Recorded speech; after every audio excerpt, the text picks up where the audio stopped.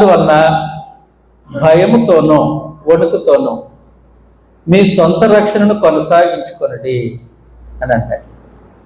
ఇలాంటి సంగతే ఇంకొకటి మనం చూస్తాం. ప్రకటన గ్రంథం 3వ అధ్యాయం 11వ వచనంలో, నేను త్వరగా వచ్చుచున్నాను,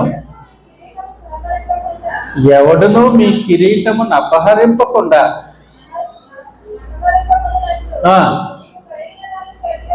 అది సంగతి. కాబట్టి పోగొట్టుకునే ప్రమాదం ఉంది. ఎవడునూ మీ కిరీటమును అపహరింపకుండానట్లు మీకు కలిగిన దానిని గట్టిగా పట్టుకోండి అన్నప్పుడు పోగొట్టుకునే ప్రమాదం ఉందని హెచ్చరిక ఉందన్నమాట.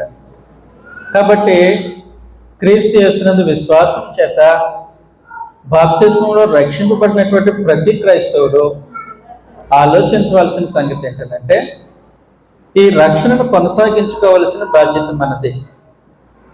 భయంతోనూ వణుకుతోనూ సొంత రక్షణను కొనసాగించుకోవాలి.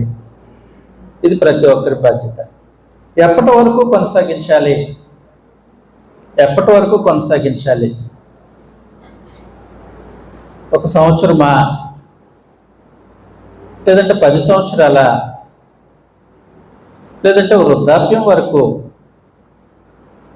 యవనస్తులు మామూలుగా వివాహం, ఉద్యోగాలు వచ్చేంత వరకు ఎప్పటి వరకు కొనసాగించాలి రక్షణ?